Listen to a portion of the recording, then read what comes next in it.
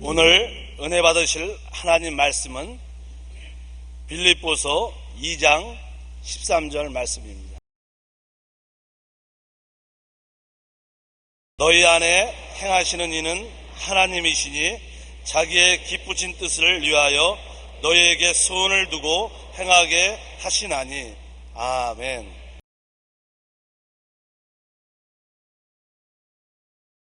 오늘 저는 여러분과 더불어 나는 왜 여기에 와 있나, 이 제목으로 은혜를 나누고자 하겠습니다.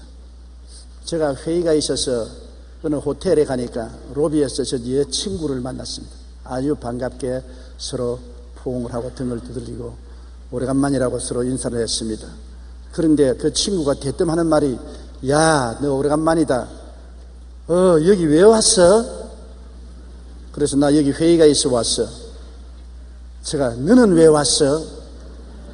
그저 은퇴하고 어영부영하면서 살다 보니 차라리 차 한 잔 마시려 왔지. 나는 그 친구 말이 심상치 않게 들렸습니다. 너 왜 왔지? 그런 말이 내 마음에는 너 지구에 왜 왔지? 그 말로 들렸어요. 나는 사명이 있어 왔어. 교회를 세우고 세계 선교를 하려고. 너는 왜 지구에 왔지? 나 별 볼 일 없이 그냥 왔다 갔다 하며 세월을 허송하다 여기까지 왔지. 삶의 목적도 의미도 가치도 모르고 떠도는 구름같이 떴다 치다 하는 삶은 정말 비극이라는 것입니다. 미국 기독교계의 지도자인 존 맥스웰은 성공하는 사람과 실패하는 사람의 차이점을 간단히 구분합니다. 성공하는 사람들은 삶의 목적과 비전이 명확하고, 성공 못하는 사람은 현재 지금만 보는 사람들이라고 말하고 있는 것입니다. 우리 그리스도인들은 어디에 와서 왜 삶이 어디로 가는지를 명확히 압니다. 목표의식이 분명할수록 인생은 선명해지는 것입니다. 삶의 목적도 의미도 모르는 채 흐르는 물 위의 나무 토막처럼 부유하는 삶은 종극적으로 비극이 되고 마는 것입니다. 첫째로 우리가 하나님이 우리 삶의 원인이 됨을 알아야 우리 인생의 목적도 방향도 가치도 깨달을 수 있는 것입니다. 인간이 무에서 적은 아메바, 그를 통해서 세포 분열을 해서 진화론적인 논리에 따라서 살다가 죽는다고 한다면 인간은 아무 의미도 가치도 없습니다. 하나님도 계시지 않고 모든 것이 우연히 이루어진 것입니다. 우주도 우연히, 자연도 우연히, 인생도 우연히 진화해서 이루어졌다고 한다면 인간의 삶은 아무 의미가 없는 허무하게 짝이 없는 것이 되고 마는 것입니다. 시편 100편 3절에는 야훼가 우리 하나님이신 줄 너희는 알지어다. 그는 우리를 지으시니요 우리는 그의 것이니 그의 백성이요 그의 가르치시는 양이로다. 얼마나 기분 좋습니까? 천지와 만물을 지으시고 전지전능 무소부재하신 야훼가 우리 하나님이신 줄 알지어다.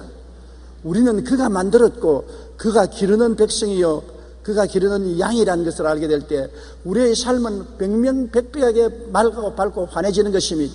우리를 지으신 하나님, 우리를 기르시는 하나님을 우리는 찬양하고 섬기며 사는 것이 우리 삶의 목표요 가치요 의미가 되는 것을 너무나 잘 알 수 있는 것입니다. 우리가 무생물에서 아메바, 거기에서 세포 분열해서 우연히 인간이 되었다면 우리는 존재의 의미도 가치도 목적도 아무것도 없는 죽은 나무 토막이 물에 넘실거리며 떠내려가는 우연에 불과하고 마는 것입니다. 진화론이란 일반적으로 생물의 진화에 관해 연구하는 학문 분야를 말합니다. 그런데 최근 과학의 영역에서는 진화론에 제시하는 화석들 가운데 많은 것들이 조립되거나 조작된 것이 있다는 것을 발표했습니다. 전남대의 조정일 교수는 그의 논문에서 이렇게 말했습니다. 어느 진화론은 저서도 무생물에서 생물이 형성되기까지의 과정을 설명하지 못하며 각 생물체들이 어떻게 진화되었는지도 설명하지 못하고 있다. 다만 추정적인 문구로 일관한다. 심지어 현대 물리학의 대가인 아인슈타인조차도 종교 없는 과학은 무력하다고 말했었습니다. 독일의 물리학 교수인 한스 피더 뒤르는 신인간 그리고 과학이란 책 서문에서 양자 물리학자들은 물질이 세계를 구성하는 기본 요소가 아니라 물질 이외에 하나님이 계신다는 것을 말하면서 20세기 물리학자들은 다시 신학자들과 대화를 시작해야 되었다고 말했었습니다. 오늘날 과학도 양자학을 들어가서는 이 세상의 물질 저 건너편에 놀라운 영적인 힘이 배후에 있다는 것을 발견할 정도까지 된 것입니다. 1차원, 2차원, 3차원의 물질 세계만 있는 것이 아니라 양자학을 통해서 보면 4차원에서 오늘날 11차원까지 발견하고 있는 것입니다. 그거는 물질과 완전히 초월한 하나님의 영역까지 오늘날 과학이 들어가고 있는 것입니다. 과학자들도 자연과학을 연구한 결과 세계 존재의 근원에 하나님이 계심을 인정합니다. 우리는 하나님이 우리 삶의 원인임을 알아야 합니다. 천지와 만물은 하나님께서 지으셨고 우리는 하나님의 것이라는 것을 우리가 알아야 되는 것입니다. 내가 하나님의 것이라는 것을 확실히 알 때 나는 생명이 뿌리가 내리게 되기 시작하는 것입니다. 많은 입양아들이 언제나 질문하는 것은 나는 누구냐? 어릴 때부터 미국에서 혹은 고라파에서 자라서 그곳 사람 같은데도 불구하고 근본적으로 얼굴이 다르고 모습이 다릅니다. 나는 누구냐? 내 뿌리가 어디냐? 그래서 자기를 버리고 돌보지 않은 부모를 찾기 위해서 멀리 한국까지 찾아와서 나의 부모를 찾아주십시오 외치는 부르짖음을 우리는 듣고 시문에 읽습니다. 왜냐? 자기를 찾자니까 뿌리가 있어야 자기를 찾을 수 있는 것입니다. 뿌리를 모르니까 자기의 정체성이 확립되지 않습니다. 사람이 하나님이 우리 아버지인 것을 알게 되면 우리 삶의 뿌리가 튼튼해지는 것입니다. 흔들리지 않게 되는 것입니다. 이사야 43장 1절에 야곱아 너를 창조하신 야훼께서 지금 말씀하시느니라. 이스라엘아 너를 지으신 이가 말씀하시느니라. 너는 두려워하지 말라. 내가 너를 구속하였고 내가 너를 지명하여 불렀나니 너는 내 것이라. 뿌리를 알면 이와 같은 하나님의 담대한 음성을 들을 수 있는 것입니다. 내가 너를 지었다. 그러니 두려워하지 말라. 내가 너를 구속하였고 너를 지명하여 불렀나니 너는 내 것이다. 우연히 된 것도 아니고 사탄의 것도 아니고 자연적으로 너가 생성나는 것도 아니다. 너는 내 것이다. 이와 같은 확실한 뿌리가 있으니 얼마나 든든합니까? 시편 139편 16절에 내 형질이 이루어지기 전에 주의 눈이 보셨으며 나를 위하여 정한 날이 하루도 되기 전에 주의 책에 다 기록이 되었나이다. 내가 세상에 태어나서 하루가 되기 전에 내 일생이 벌써 하나님이 설계해 놓았다는 것입니다. 하나님을 알고 하나님을 순종하면 하나님의 설계한 대로 인생을 살게 되면 평탄하게 무사하게 성공적으로 인생을 살 수 있다는 것입니다. 문제는 하나님을 반역하고 하나님의 설계한 것을 저버리고 자기 멋대로 살려고 하기 때문에 하나님과도 부딪히고 자기하고도 부딪히고 세상에 고통과 괴로움이 다가오는 것입니다. 레이 프리처드 목사가 쓴 생각을 뛰어넘는 기도라는 책에는 믿음의 이야기가 있습니다. 어느 날 레이 프리처 목사는 자신의 교회 성도 한 사람이 병원에 실려갔다는 전화를 받고 뛰어갔습니다. 중환자실에 도착하자 80세가 넘는 노인에게 폐와 심장으로 통하는 막힌 혈관을 뚫기 위하여 강력한 혈액 용해제를 투여하고 있었습니다. 그 약은 아주 강력해서 잘못하면 뇌졸중을 일으킬 수도 있는 것입니다. 목사님을 보자 그 환자는 노구의 손으로 목사님의 손을 잡아 흔들면서 이렇게 말했습니다. 목사님을 보니 힘이 나네요. 그에게 상태를 묻자 그는 산소 마스크를 쓴 채 미소를 지으며 말했습니다. 내 주치의는 이 세상에서 가장 훌륭한 의사입니다. 그분은 예수 그리스도이시지요. 주를 믿으니까 생명이 위급에 도달해도 내 주치의가 예수님이니까 예수님께서 알아서 해준다는 얼마나 확신이 넣어서 평안한 것입니까? 1982년에 로널드 레이건 대통령이 총을 맞아 암살당할 뻔했을 때 그 담임 목사는 대통령이 손을 잡아 물었습니다. 괜찮았습니까? 딱딱하. 레이건 대통령의 대답은 간단하면서도 깊은 뜻을 담고 있습니다. 저는 괜찮아요. 저에게는 구세주가 계시지 않아요. 지금 총을 맞아 피를 흘리고 숨을 헐떡거리면서도 그의 마음은 구세주가 있으므로 주님이 돌봐주신다는 확신을 가질 수 있는 것입니다. 우리 위기의 순간에 평안할 수 있는 것은 우리는 하나님의 것이라는 믿음이 있기 때문인 것입니다. 삶의 근원이 하나님이심을 알 때 죽음도 담대하게 대면할 수가 있는 것입니다. 저는 한때 남미에서 비행기를 타고 멕시코만을 건너오다가 거대한 폭풍우를 만났습니다. 폭풍우가 얼마나 심했던지 비행기가 완전히 한쪽이 종이에 불과했습니다. 많은 독일 간호원들이 저희 뒤에 탔는데 호함을 치르고 울부짖었습니다. 벽에가 공중에 나르고 그릇들이 나르고 물건이 이리 흔들리고 저리 굴러떨어졌습니다. 그 비행기는 곧 추락할 수밖에 없는 정도가 되었습니다. 얼마나 다급했던지 조종사가 마이크를 통해서 이 중에 기도할 수 있는 사람이 있거든 기도해달라고 그렇게 방송을 했습니다. 정말로 저도 수첩을 끄집어내어서 우리 가족들 사진을 보았었습니다. 사진을 만지면서 안녕히 계시라고 내가 이제 먼저 가겠다고 정말 다급했습니다. 그런데 내 마음 중심에 한 가지 무엇이냐면 하나님이 살아계신다. 하나님이 문을 열면 닫을 자가 없고 닫아놓으면 열 자가 없다. 죽을 때가 되지 않으면 하나님이 절대로 죽지 않게 만드신다. 그러한 신념이 마음 중심에 생기더라고요. 내가 억지로 만드는 것이 아니라 마음속에 나는 하나님께 속했고 하나님이 나를 돌보심으로 하나님의 뜻이 아니면 어찌해든지 얼마나 큰 폭풍우가 다가와도 죽지 않는다는 확신이 생겨서 내가 평안해서 그 어려운 가운데 그 부르짖는 승객들을 향해서 여러분 잠잠하십시오. 이 비행기는 추락하지 않습니다. 내가 하나님을 믿습니다. 그렇게 외치고 나니까 그 다음부터는 모두 다 내 얼굴만 쳐다보더라고요. 정말 하나님의 도우심으로 비행기가 무사히 안착했는데 그것이 지금도 내 영혼 속에 잊어지지 않습니다. 하나님을 믿는다는 것이 위기를 처할 때 명명백백하게 나타나는 것을 알 수 있는 것입니다. 평안할 때는 하나님이 계신지 안 계신지 별로 관심이 없지만은 위기를 당할 때는 내 뿌리가 하나님께 있고 하나님이 나와 함께 계신다는 믿음이 있을 때 평안을 누릴 수가 있는 것입니다. 위기의 순간에 하나님이 계신다는 것은 얼마나 좋은지 몰라요. 그러므로 사람들마다 한 번은 극한 위기에 처하는 것입니다. 그것은 죽음인 것입니다. 사람이 한번 나서 죽는 것은 정한이신데 죽을 때 불안과 공포와 절망의 절정에 도달하지 않겠습니까? 사람들마다 죽지 않으려고 눈을 부릅뜨고 주먹을 불끈 쥐고 몸부림을 치지 않습니까? 그러나 하나님 믿는 사람은 하나님이 내 아버지요, 아버지께로부터 왔다가 아버지께로 돌아간다는 신념을 가진 사람은 두려움 중에도 평안하게 눈을 감을 수가 있고 천국으로 향해서 나갈 수가 있는 것입니다. 그러므로 뿌리를 알아야 되는 것입니다. 하나님이 내 아버지라는 것을 알아야 되는 것입니다. 우리는 오직 하나님 아버지로부터 이 세상에 보내심을 받아서 왔다는 것을 알아야 되는 것입니다. 내가 왜 왔냐? 우연히 아메바에서 진화된 인간으로서 원숭이에서 사람이 되어 왔다고 생각한다면 이 세상에 온 목적이 무엇인지 모릅니다. 하나님이 내 아버지면 나를 세상에 지으신 목적이 있다는 것을 알 수 있는 것입니다. 요한복음 17장 18절에 아버지께서 나를 세상에 보내신 것 같이 나도 그들을 세상에 보내었다고 말한 것입니다. 여러분과 나는 보냄을 받은 사람들인 것입니다. 우연히 던져진 주사위가 아닌 것입니다. 요한복음 15장 16절에 너희가 나를 택한 것이 아니요 내가 너희를 택하여 세웠나니 이는 너희로 가서 열매를 맺게 하고 또 너희가 열매가 항상 있게 하여 내 이름으로 아버지께 무엇을 구하든지 다 받게 하려 함이라. 하나님은 우리를 보내셔서 이 세상에서 열매를 맺어 하나님께 영광을 돌리는 수확을 갖게 하기 위해서 보내셨다는 것입니다. 왜 내가 여기 오늘 왔습니까? 우연히 온 것은 아닌 것입니다. 하나님이 택하여 보내주신 것입니다.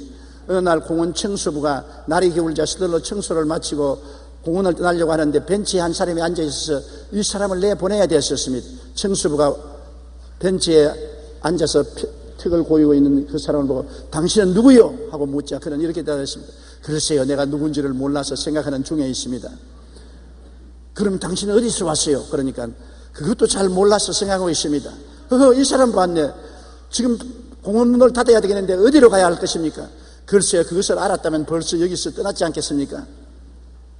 공원 청소부의 질문에 엉뚱한 대답을 한 이는 유명한 철학자 데카르트였습니다. 여러분, 나는 과연 누구인가? 어디서 와서 왜 삶이 어디로 가는가 하는 이러한 질문은 바로 우리 삶의 근원이 무엇인가를 알 때 대답할 수 있습니다. 우리는 하나님이 삶의 원인임을 알아야 하는 것입니다. 우리는 하나님의 것으로 보내심을 받아 세상에 왔는 것을 알게 되면 당신은 누구요? 나는 하나님의 자녀요. 여기에서 무엇하오? 주를 위해서 열매를 맺기 위해서 여기 있어. 당신은 어디를 가오? 천당으로 가오. 분명하게 대답할 수 있는 자기의 정체성이 확실하게 되는 것입니다. 둘째로 하나님이 우리를 왜 만드셨을까요? 여러분도 자식을 낳아서 기른 분들이 대다수 많지 않습니까? 자식을 왜 낳습니까? 사랑하고 행복하고 장래 소망을 위해서 자식을 낳지 않아요. 자식을 낳아서 기른다는 것은 고생스럽습니다. 똥오줌 갈려내고 온갖 못된 짓 하는 것 다 견뎌내야 되는 것입니다. 그러나 자식을 기른다는 것이 자식을 사랑하고 행복해지고 또 자식에 대한 소망이 헛되었지라도 장래에 소망을 두는 것입니다. 자식이 있음으로 말미암아 부부간의 사랑의 유대도 튼튼해지는 것입니다. 시편 127편 3절에 보라, 자식들은 야훼의 기업이요 태의 열매는 그의 상급이라고 말한 것입니다. 잠언서 23장 18절에 정령이 내 장래가 있겠고 내 소망이 끊어지지 아니하리라고 말한 것입니다. 사랑하고 행복하고 장래의 소망을 얻기 위하여 우리가 자식을 낳아서 기르는 것입니다. 하나님도 우리를 사랑하시고 우리를 기뻐하시고 장차 천국을 상속으로 주실 일은 목적 때문에 여러분을 세상에 태어나게 만드신 것입니다. 스바냐 3장 17절 우리 다 같이 소리내어 읽어보십시다. 너희 하나님 야훼가 너희 가운데 계시니 그는 구원을 베푸실 전능자이시라. 그가 너로 말미암아 기쁨을 이기지 못하시며 너를 잠잠히 사랑하시며 너로 말미암아 즐거이 부르며 기뻐하시리라. 야, 이렇게 놀라운 말씀이 있는 것입니다. 하나님이 너로 말미암아 기쁨을 이기지 못한다. 무서워서 기쁨을 이기지 못해요. 하나님이 나같이 못난 사람을 위해서 예수님 보혈을 믿고 구원받은 것을 보고 너무나 기뻐서 기쁨을 이기지 못하며 우리를 가만히 보고 사랑하여 머리를 끄덕끄덕 하시며 즐거이 부르며 기뻐하시도다. 박수를 치고 이리 오너라 기뻐하시리라. 얼마나 좋습니까? 이러한 우리 하나님이 우리 친아버지가 되신다는 것을 알아야 하는 것입니다. 마태복음 25장 34절에 내 아버지께 복받을 자들이여 나와 창세로부터 너희를 위하여 예비된 나라를 상속받으라. 복받은 자들이여, 창세부터 하나님 아버지가 정성들을 예비한 새 나라와 새 땅과 새 예루살렘을 상속으로 받으라고 말씀하시는 것입니다. 그러기 위해서 하나님은 우리를 지으신 것입니다. 이 땅에 우리를 보내실 때 우리에게 사명을 주고 보내신 것입니다. 하나님을 사랑하고 섬기며 이웃을 사랑하고 섬기라고 하고 보내신 것입니다. 2대 계명인 것입니다. 내 마음을 다하고 뜻을 다하고 정성을 다하고 목숨을 다하여 주 너희 하나님을 사랑하라. 그리고 내 이웃을 내 몸과 같이 사랑하라. 이 두 가지 거대한 계명을 우리에게 들려서 이 세상에 보내신 것입니다. 마태복음 22장 37절로 39절에 예수께서 이르시되 내 마음을 다하고 목숨을 다하고 뜻을 다하여 주 너희 하나님을 사랑하라 하셨으니 이것이 크고 첫째 되는 계명이요 둘째도 그와 같으니 내 이웃을 내 자신같이 사랑하라 하셨으니. 그래서 우리는 이 땅에 살면서 무엇보다도 제일 먼저 하나님을 사랑해야 되는 것입니다. 그리고 이웃을 사랑해야 되는 것입니다. 이것을 이루기 위해서 하나님은 우리를 보내신 것입니다. 그뿐 아니라 하나님은 이 땅에 살면서 울면서 불행하라고 보낸 것은 절대로 아닌 것입니다. 기뻐하며 행복을 누리기 위해서 우리를 이 땅에 보내신 것입니다. 주님은 항상 기뻐하라, 다시 말하느니 기뻐하라, 그렇게 말씀한 것입니다. 우리에게 기쁨을 주고 행복하게 인생을 살라고 보내지 슬프고 땅을 치고 통곡하며 고통을 당하라고 보내신 것은 아닌 것입니다. 마귀가 오는 것이 도적질하고 죽이고 멸망시키는 것이요 인자한 것은 양으로 생명을 얻게 하되 더 풍성히 얻게 하려 왔다고 말한 것입니다. 오늘날 마귀는 어떠한지 우리를 슬퍼하고 고통을 당하고 괴로우고 낭패와 실명을 당하기를 원하는 것입니다.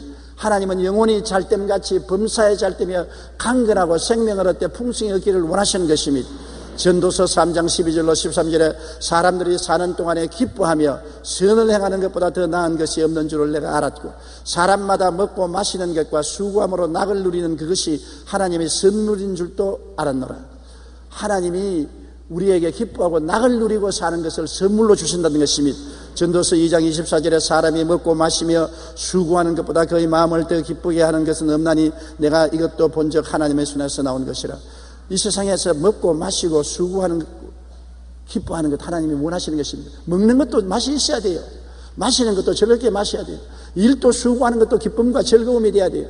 하나님은 먹고 마시고 수고하는 모든 것이 다 그 가운데서 기쁨을 갖고서 살라고 말씀하신 것입니다. 행복하게 살기를 하나님 원하시는 것입니다. 어느 부모가 자식이 불행하기를 원하는 부모가 어디 계십니까? 자식이 다 먹고 마시고 일하면서 행복하게 살기를 원하는 것이 인간의 부모의 마음이거든요. 하물며 천상 하나님 아버지가 여러분을 보내실 때 여러분이 수고하고 일하는 것조차 행복과 기쁨을 가져오고 즐거움으로 인생을 살기를 원하시는 것은 마땅한 것입니다. 셋째로 하나님께서는 여러분을 이 세상에 보낼 때 모두 다 달란트를 주어서 보내신 것입니다. 이 세상에 살 동안에 사람들이 자기 마음대로 살면은 하나님의 달란트가 무효가 되지만은 하나님 영광을 위해서 살게 되면 하나님이 각 사람에게 주신 지혜와 총명과 모략과 재능과 지식을 사용해서 열매 맺기를 원하시는 것입니다.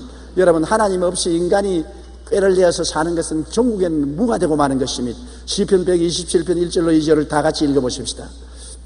야훼께서 집을 세우지 아니하시면 세우는 자의 수고가 헛되며 야훼께서 성을 지키지 아니하시면 파수꾼의 깨어있음이 헛되도다. 너희가 일찍 일어나고 늦게 누우며 수고의 떡을 먹으며 헛되도다. 그러므로 야훼께서 그의 사랑하시는 자에게는 잠을 주시는도다. 보세요. 내가 인생의 집을 짓는데도 하나님 없이 인간의 수단과 방법으로 집을 지으면 지어놔도 헛수고한다는 것입니다. 그 집에 들어가 사는 사람이 행복하지 못하고 불행하고 고통스러워 집 지은 목적이 없어지고 마는 것입니다. 하나님 없이 나라를 세워도 그 나라가 아무리 부강해져도 소용이 없는 것은 독재자가 다스림으로 고통과 괴로움이 끝일 수 없을 것입니다. 하나님이 없이 명예도 지위도 권세도 부귀도 영화도 지킬 수가 없는 것입니다. 안 지켜지는 것입니다. 명예와 부귀와 영화와 권세가 오면 그것이 더 인생을 타락하고 부패하고 절망지게 만들고 마는 것입니다.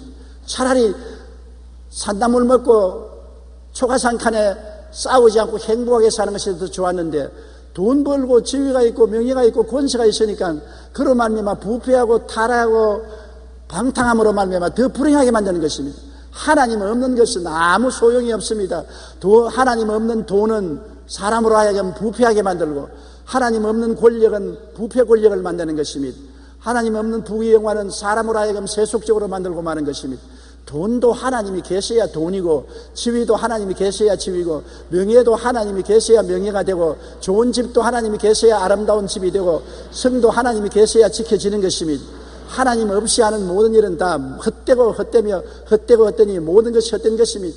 하나님 없이 일생을 살아서 7, 80년 살고 죽을 때 뭘 가지고 가는 것입니까? 모든 것이 헛되고 허무한 것 아닙니까? 인생 일생 부운기 인생 일사 부운멸이라고 하나님 없이는 인생이 구름 한 점 떴다가 구름 한 점 사라지는 것과 같다고 탄식을 한 것입니다. 하나님이 계셔야 사는 것이 가치가 있고 열매 맺고 귀하고 아름다워지는 것입니다. 그러므로 인생은 하나님의 길을 쫓아야지 인간의 길을 쫓아 살면 헛된 것입니다. 하나님의 길은 어디에 있을까요? 이사야 55장 8절로 9절 우리 다 같이 읽어보십시다. 이는 내 생각이 너희 생각과 다르며 내 길은 너희 길과 다름 아니냐. 야훼의 말씀이니라. 이는 하늘이 땅보다 높음같이 내 길은 너희 길보다 높으며 내 생각은 너희 생각보다 높음이라. 하나님의 길은 우리 길보다 높고 하나님의 생각은 우리 생각보다 높다고 말한 것입니다. 그러므로 하나님이 여러분과 제가 세상에 태어나기 전에 이미 우리의 살 길을 설계해 놓았다는 것입니다. 하나님은 여러분에 대한 인생 설계도를 가지고 계셔요. 하나님의 설계도를 발견하고 그대로 인생의 집을 짓고 인생의 생을 지켜야 되는 것입니다. 여러분, 건축자가 집을 짓는데 주문한 집 주인의 설계도를 따라 집을 짓지 않고 자기 마음대로 지어놓으면 대가를 받지 못합니다. 허물어뜨려야 되는 것입니다. 많은 인생들이 하나님이 계획한 대로 인생을 살지 않고 하나님 설계도를 무시하고 자기 멋대로 살다가 인생이 파멸에 처하는 것입니다. 저는 원래 기술자가 되기를 원했었습니다. 한국의 최고의 기술자가 되기를 원해서 공업학교에 들어가서 기계과에서 기계학을 공부했었습니다. 그러나 그 내 계획이었었습니다. 그 다음에 폐병에 걸려 죽게 되었을 때는 의사가 되려고 했었습니다. 최고의 의사가 되어 나도 살고 남도 살리겠다고 생각한 것입니다. 열심히 의학 공부를 했었습니다. 그 길도 하나님의 길이 아니어서 막혔습니다. 나중에는 내가 생각도 아니하고 꿈도 꾸지 아니하고 우리 가문에도 없고 우리 전대미문의 목사가 된 것입니다. 하나님이 나의 인생을 계획한 것이 바로 그것이었습니다.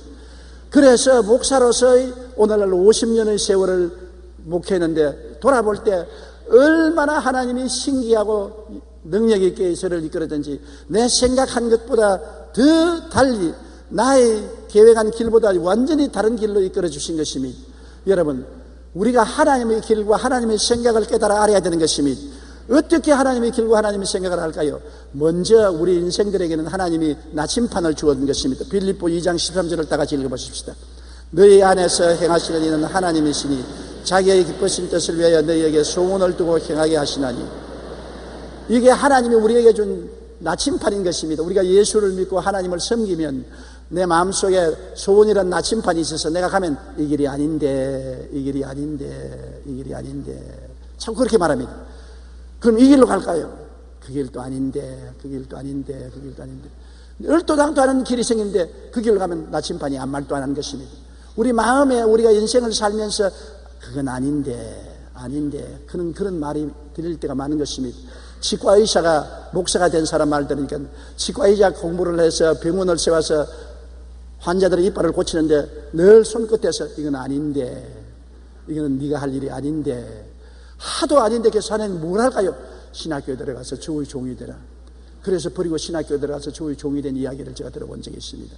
어떠한 사람은 결혼을 해서 행복한 가정을 갖고 사는데 자꾸 집에서 애 낳고 살면서도 늘 마음속에 이게 아닌데, 내가 사는 것은 이게 아닌데, 주님 이게 아니면 뭡니까? 나는 남편 모시고 애들 데리고 행복하게 사는데 왜 자꾸 이게 아닌데 겁니까? 이게 아닌데 너는 주의 종이 돼야 되는데. 하도 그래서 지역장 구역장을 하다가 신학교 들어가서 공부를 해서 주의 종이 되어서 하나님 말씀을 제가 하니까 맞았어 그렇게 하나님 말씀하시더라는 가정도 들었습니다. 우리 마음속에 나침판이 있어요. 나침판이 우리가 아닌 것으로 가면 이게 아닌데 참 그렇게 말합니다. 그러나 하나님 뜻을 받으면 아무 말도 안 하는 것입니다.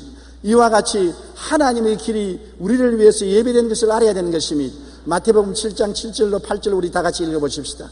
구하라 그리하면 너희에게 주실 것이요, 찾으라 그리하면 찾아낼 것이요, 문을 두드리라 그리하면 너희에게 열릴 것이니, 구하는 이마다 받을 것이요, 찾는 이는 찾아낼 것이요, 두드리는 이에게는 열릴 것이니라.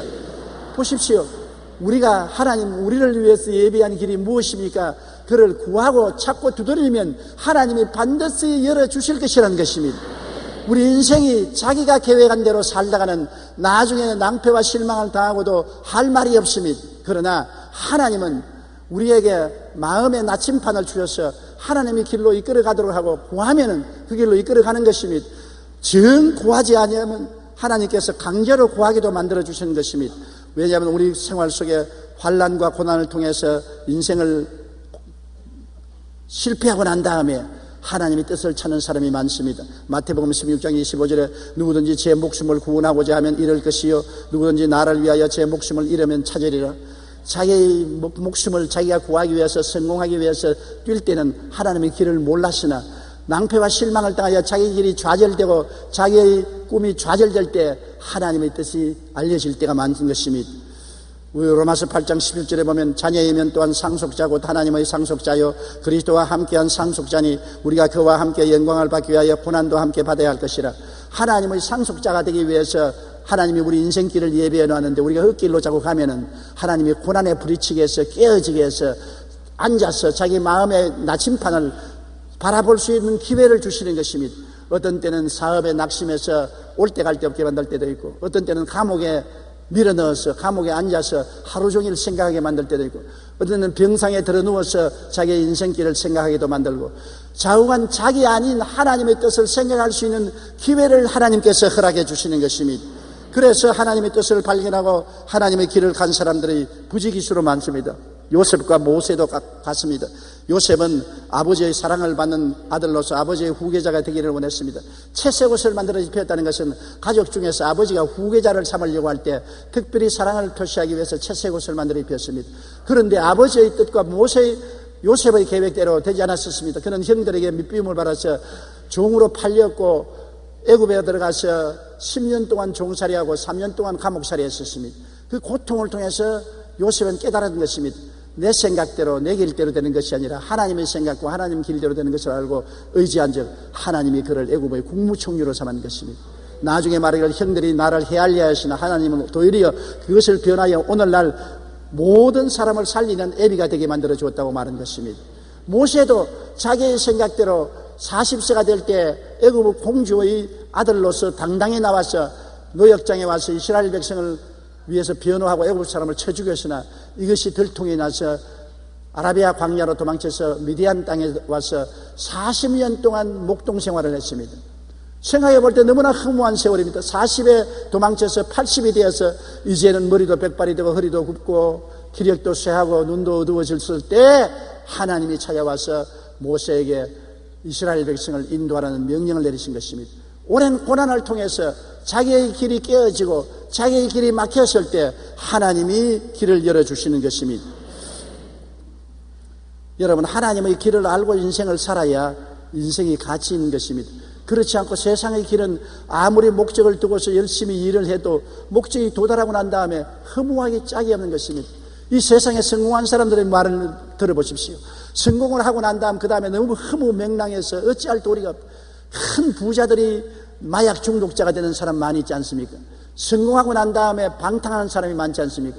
성공의 산 꼭대기에 올라가 보니까 너무나 허무하고 아무것도 없다는 것입니다. 러시아의 소설 가운데 외투라는 소설이 있습니다. 아름다운 외투 한 벌을 샀으면 좋겠다. 그것이 이 가난한 사람의 목적이었습니다. 먹지 않고 입지 않고 돈을 모아서 나중에 좋은 외투 한 벌을 샀습니다. 너무 좋아서 자기의 목적을 달성했기 때문에 외투를 입고 집에 돌아오다가 강도를 만나서 그만 외투를 도둑만나고 마는 것입니다. 외투를 빼앗기자 그 인생도 빼앗기고 마는 것입니다. 나는 외투 한 벌을 사기 위해서 여태까지 돈 모으고 고생을 하고 애를 쓰는데 외투를 빼앗기고 나니 이제 삶의 목적이 없습니다. 그래서 그는 서서히 병들어서 죽어간다는 이야기가 있는 것입니다. 이것은 하나의 비유로 된 이야기지만은 우리를 향하신 하나님의 계획을 알지 못하고 잠시 있다 사라질 인간의 길을 따라간다면 너무나 허무하고 명랑한 외투 한 벌로 말미암아 인생을 망치는 이러한 사람처럼 되어버리고 마는 것입니다. 여러분, 하나님은 여러분을 이 세상에 보낼 때 모두 다 달란트를 주어서 보내시겠습니다. 한 달란트 혹은 두 달란트 혹은 5달란트라는 재능을 주어서 보낸 것입니다. 이 세상에 전혀 재능이 없는 사람은 없는 것입니다. 바보도 말은 잘합니다. 여러분, 바보라고 해서 완전히 바보로 생각하지 마십시오. 말은 잘한다고요. 바보도 재능이 있다고요. 우리 동리에 제가 자랄 때 바보가 있었는데, 그러나 장가 들어서 아들 딸도 낳고 무슨 재능이 있느냐, 나무 해오는 재능이 있더라고요. 산에 가서 나무를 베어서 집에 오면 아내가 그것을 시장에 가서 팔아서 먹고 사는데 그 나름대로 행복하게 살더라고요. 여러분, 이 세상에 사람이 태어나게 하실 때 하나님은 다 재능을 준 것입니다. 마태복음 25장 14절로 15절에 어떤 사람이 타국에 갈 때 그 종들을 불러 자기 소유를 맡김과 같으니 각각 그 재능대로 한 사람에게는 금 5달란트를, 한 사람에게는 2달란트를, 한 사람에게는 1달란트를 주고 떠났더라. 하나님이 재능을 주셨는데 재능을 사용해야 발전되어 것입니다. 5달란트를 쓴 사람은 10달란트 만들었고 2달란트는 4달란트를 만들었지만 1달란트 준 사람은 땅에 파묻어 놓은 것입니다. 사용함의 법칙인 것입니다. 이 세상에 하나님이 주신 재능을 사용하면 점점 발전하고 사용하지 않으면 도태되어서 죽어버리고 마는 것입니다. 근육도 여러분 자꾸 사용하면 근육이 튼튼하고 강해지는 것입니다. 그러나 근육을 사용하지 못하면 근육이 시들어지는 것입니다. 어떤 정신병 환자가 항상 앉아서 눈을 가리고 있었어요. 몇 년이고 눈을 가리고 있어서 나중에 손을 억지로 떼보니까 그 눈이 골맞습니다. 눈을 가리고 안 사용하니까 눈이 몇 년 만에 골마버리고 마는 것입니다. 오늘날 탐험가들이 동굴 속에 탐험에 들어가면 그곳 생선을 발견하는데 눈이 멀은 생선들이 많습니다. 오랫동안 어두우면서 눈이 필요 없으니까 눈이 어두워져 버리고 눈이 없는 생선이 되어버리고 마는 것입니다. 사용해야 되는 것입니다. 우리가 하나님이 주신 지혜도 사용해야 되는 것입니다.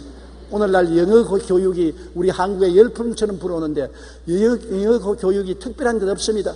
자꾸 사용해야 되는 것입니다. 영어는 제조가 아니라 습관인 것입니다. 자꾸 사용해야 돼요. 저는 외국에 가서 공부해 본 적이 없습니다. 영어를 정식으로 공부한 적이 없습니다. 그러나 영어를 습관처럼 혼자서 사용하는 것입니다. 하루 종일 생각할 때 영어로 생각하는 것입니다.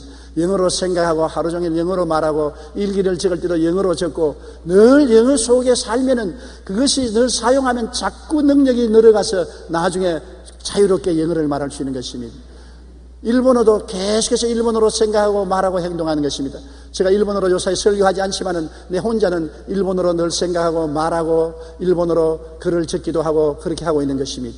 늘 사용하면 5달란트가 10달란트가 되고 2달란트가 4달란트가 되고 발전합니다만 파묻어버리면 녹이 깨어버리고 죽어버리고 마는 것입니다.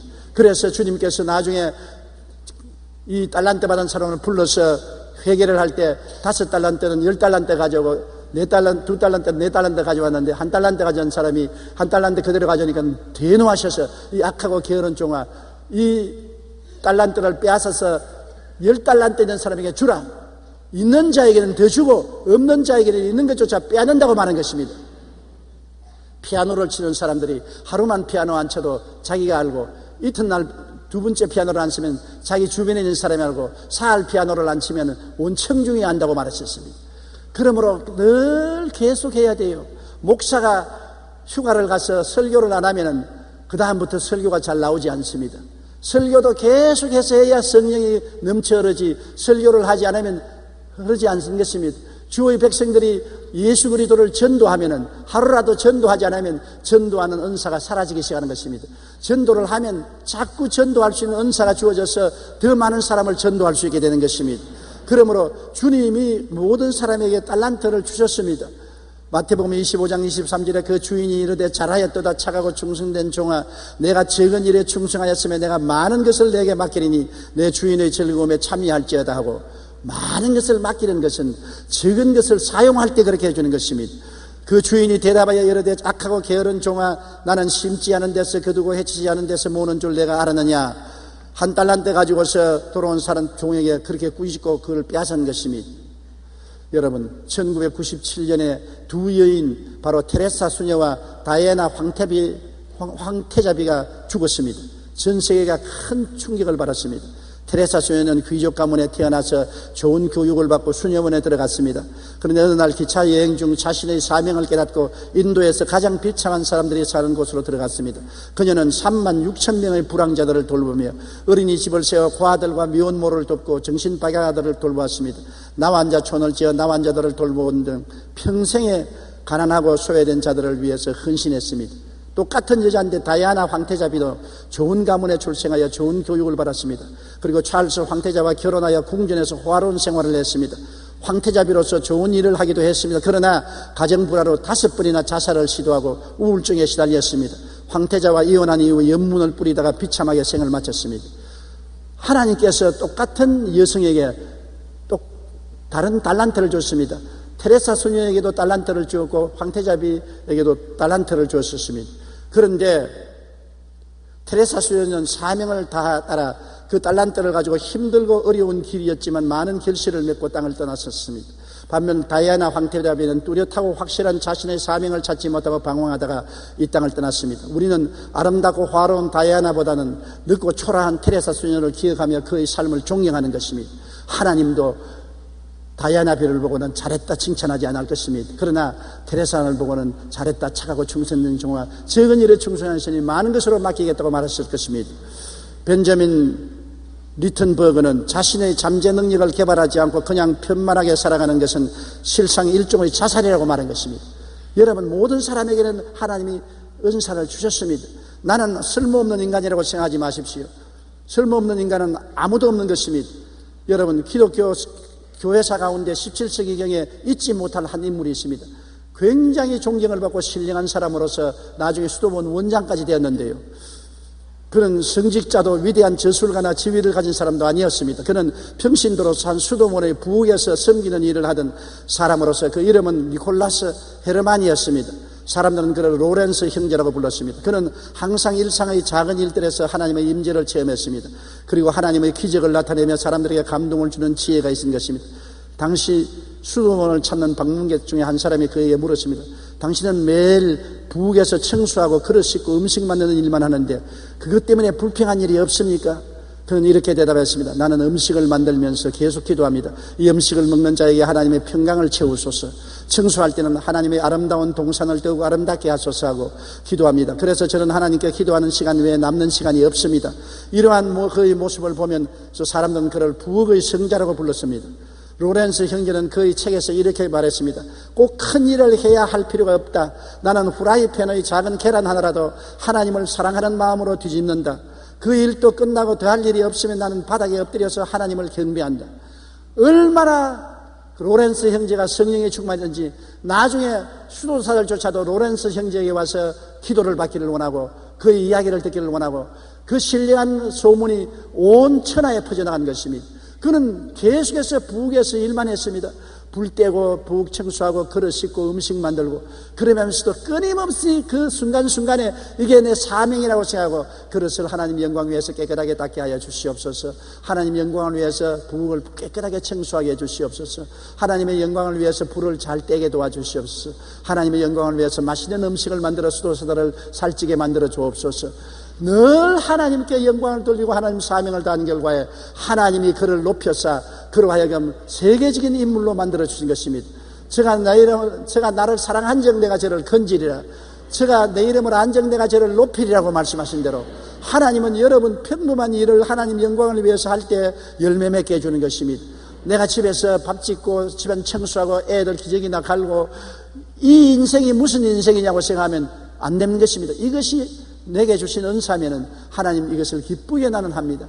남보다 더 즐겁게 음식을 만들고 더 집을 반들반들하게 청소하고 자녀들을 더 잘 기르는 어머니가 되었다면은 놀라운 축복받은 어머니요, 하나님이 같이 계시고 나중에 모든 사람에게 칭찬받는 사람이 될 것인 것입니다. 자기의 분야에서 하나님 사명을 쫓아서 최선의 일을 하는 것입니다. 구두 닦는 사람은 그것이 자기 사명인 줄 알면은 최선을 다해서 예수님의 구두를 닦는 마음으로 구두를 닦아야 되는 것입니다. 청소하는 사람은 그것이 주님 보내신 사명이라고 하나님의 궁전을 청소하듯이 깨끗이 청소해야 되는 것입니다. 그렇게 할 때 하나님이 주신 은사를 활용하게 되고 하나님이 그게 보태어서 30배, 60배, 100배가 되도록 축복을 해주고 만족한 인생을 살게 만들어주는 것입니다. 이 세상에 이름 없는 풀이 없고 사명 없는 인간은 없습니다. 큰 일이든 작은 일이든 그것이 문제가 아닙니다. 자기의 사명을 찾고 그에게 충성할 때 우리는 이 땅에 보내신 하나님의 뜻을 이루는 것입니다. 내가 말단 사원으로서 내가 잘한다고 해서 누가 나를 인정해 주겠느냐고 하면 큰 오해인 것입니다. 말단 사원으로서 회사에 들어갔으면 그것이 하나님이 보내신 곳입니다. 내가 간 것과 하나님이 보내신 거라고 다릅니다. 내가 하나님 섬기는 사람으로서 주님께 의지하고 살면서 그 길이 열려서 직장을 얻었으면 하나님이 나를 그 직장에 보내신 것입니다. 그러면 그 직장은 내 직장이 아니라 하나님의 직장인 것입니다. 상사를 섬기는 것이 아니라 하나님을 섬기는 마음으로 충성을 다하고 열심을 다하면 하나님께서 1달란트를 2달란트로 4달란트로 10달란트로 자꾸 축복을 해서 승진을 하고 올라가게 만들어주는 것입니다. 그러나 내 사명을 하나님이 주신 사명으로 생각하지 않고 원망하고 불평하고 탄식하고 늘 탐욕만 가지고 높은 자리만 바라본다면 나중에 가지고 있던 달란트도 다 빼앗기고 허무맹랑하게 되고 마는 것입니다. 인생을 하나님과 더불어 사는 여러분 되시기를 주님 이름으로 축원합니다. 나홀로 인생을 사는 사람은 비극을 갖고 끝마치고 마는 일만, 하나님과 함께 인생을 사는 사람은 모든 일을 하나님의 영광을 위해 하게 되기 때문에 하나님이 영광을 받으시고 하나님이 복을 내려주시는 것입니다. 이 세상에 이름 없는 풀이 없습니다. 그처럼 사명 없는 인간은 없습니다. 옆에 있는 분들에게 당신은 사명이 있습니다, 그렇게 말씀해 주십시오. 사도행전 22장 10절에 말씀대로 주님 무엇을 하리까? 사울이 다메섹 도상에서 예수 그리스도를 만났을 때 그는 눈이 부셔서 장님이 되었습니다. 그리고 주님 앞에서 꿇어앉아 말했습니다. 주님 무엇을 하리까? 사울은 자기의 사명을 몰랐습니다. 그럴 때 주님이 사울을 인도해서 바울로 만들어주시고 세계 선교를 하도록 만들어주신 것입니다. 사도행전 20장 24절에 내가 달려갈 길과 주 예수께 받은 사명 곧 하나님의 은혜의 복음을 증언하는 일을 마치려 하면은 나의 생명조차 조금도 귀한 것으로 여기지 아니하노라. 사울은 다메섹 도사에서 하나님의 사명을 깨닫고 난 다음 달려갈 길과 주 예수의 받은 사명 꼭 하나님의 은혜의 복음을 증언하는 일을 마치려 하면은 생명조차 아끼지 않는다. 사명을 알았기 때문에 목숨을 바치고 달릴 수가 있는 것입니다. 여러분도 사명을 알면은 목숨을 바치고 사명에 충성할 수 있는 것입니다. 우리 성가대원 여러분은 주일날 교회에 와서 찬양을 드리는 것이 여러분에게 주신 하나님의 사명입니다. 그러면 목숨을 바치고 일결사적으로 노래 불러야지. 그냥 장난으로 불러서는 안 되잖아요. 예배드리는 여러분은 주일날 교회에 와서 예배드리는 것이 하나님의 영광을 위한 것을 알고 이것이 내 인생의 사명 중에 하나라고 알면은 교회에 와서 졸지 않고 열심히 말씀을 듣고 은혜를 받아야 될 거라는 것입니다. 모든 일에 우리는 사명감을 가지고 살아야 되는 것입니다. 그럴 때 하나님은 자꾸 우리에게 복을 주는 것입니다. 사명은 다하지 않고 복만 달라고 하면은 아무것도 갖지 못하는 것입니다. 우리는 인생이 우연히 태어난 것이 아닙니다. 우리를 지으신 하나님이 아버지가 되시고 하나님이 목적이 있어서 여러분을 세상에 보내신 것입니다.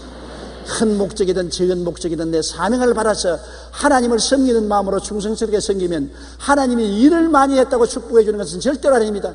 성경에 5달란트 받아서 10달란트 맞는 사람이나 2달란트로 4달란트 맞는 사람에게 똑같은 말을 했습니다. 착하고 충성된 종아, 내 사명에 착하고 충성된 것을 바라보았지 많이 돈 벌었다 적게 돈 벌었다 그것은 계산하지 않습니다. 조영기 목사가 세계 최대의 교회를 목회했다고 내 아들아 세계 최대의 교회를 목회했으니 상 받으라 안 왔습니다. 내가 큰 교회를 맡을 수 있도록 달란트를 주었는데 그 달란트에 착하고 충성되게 봉사했느냐 게으르고 나태하게 했느냐 그걸 가지고 하나님 심판하는 것입니다. 큰 교회는 하나님이 그 능력을 주었으니까 큰 교회를 할 수밖에 없지요. 저 능력으로 된 것이 아니라 하나님이 주신 달란트 때문에 그렇게 한 것입니다. 오직 내가 착하고 충성되게 하나님 달란트를 사용했느냐 안 하느냐, 그것을 하나님이 내게 물어보실 것입니다. 그러므로 여러분, 내가 위대하고 영광스러운 일을 맡았다고 자랑하지 마십시오. 그것은 하나님이 그런 일을 할 만하기 때문에 달란트를 주신 것이요, 여러분의 능력이 아닌 것입니다. 하나님이 능력을 주신 것입니다. 내가 어떤 일을 맡았든지 착하고 충성되게 일하는 것입니다. 하나님께 칭찬받을 수 있도록 하나님을 섬기는 마음으로 일을 하면은 결과는 큰 일을 한 사람이나 적게 일한 사람이나 하늘에 가서 영광은 똑같이 나누고 똑같은 칭찬을 받고 축복을 받게 되는 것입니다. 다 같이 고개 숙여 기도드리겠습니다. 하나님 아버지요, 내가 왜 여기에 와 있습니까? 내가 왜 지구에 와 있습니까? 이 질문에 분명한 대답을 하게 하여 주시옵소서. 하나님 아버지를 믿고 섬기는 사람은 어디서 와서 왜 살며 어디로 가는지를 알게 되는 것입니다. 무슨 일을 할지 알게 되는 것입니다. 인생의 사명 없이 바람 부는 대로 물결 치는 대로 사는 불쌍한 인생이 되지 말게 하여 주시옵소서. 죽은 나무 토막같이 물결에 휘말리며 떠내려가는 자가 되지 말게 하여 주시옵시고, 내가 인생의 부르심과 목적을 알고 살든지 죽든지 흥하든지 망하든지 성하든지 쇠하든지 그 목적을 향해서 달려가서 주님께 칭찬받고 영광받는 우리들이 되게 도와주시옵소서. 예수님 이름 받들어 기도드리옵나이다. 아멘.